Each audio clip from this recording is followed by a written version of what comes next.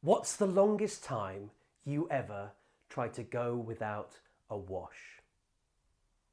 A day perhaps? A couple? That may seem like quite a lot.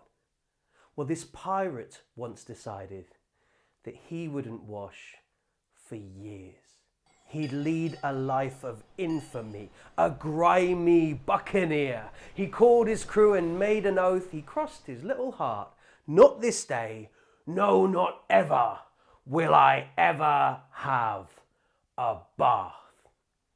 In year one, he appeared upon the deck in grubby clothes. His crew equipped themselves with a peg upon each nose. The second year, that peg had 2 pegs clipped across it. By the third year, they'd soldered on a padlock and they'd locked it. Oh, his beard so full of muck that it was harder than a brick. His odour now a heady mix of bottom crack and sick. And he loved it being mucky. He said, "This is just the start. I tell you, I'm the pirate who will never have a bath." After 5 years spent unwashed, the dirt began to form a sticky layer on his body, so he stood 2 inches taller on his arms across his legs. That sticky mess had crusted, solid to the point that a cutlass couldn't cut it, like meaty plates on skin. Now that may sound like a disaster, but it turns out that it doubled as the perfect suit of armour. How he glinted in the sun, how he cast a monstrous figure, his breath so raw that when he yawned, his teeth would shake and shiver.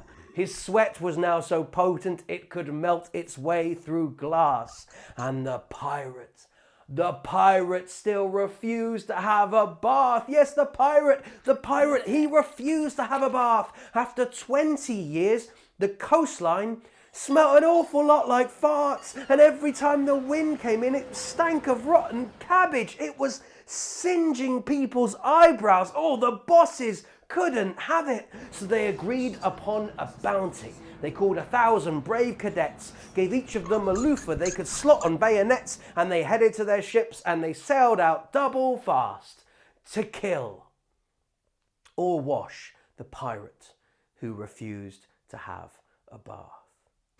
They kept up their pursuit for 7 days and 7 nights, led by a trail of seabirds that had fainted in mid-flight. As they got closer, something began to burn their eyes, and then they saw it. This great big grimy ship on the horizon. The captain cried out, "Who's the one who smells of burning tyres?" The pirate raised his arm and half the ships were set on fire. There were screams and running and cries for mummy from those who borne the brunt. The captain cried, "You monster, you must wash yourself at once." The pirate, he laughed. He danced up in the mast. "Oh, you must be mad, I tell you now. I'll never have a bath. No, I'll never have a bath. All you cleaner folk are daft." And he laughed and danced and tripped.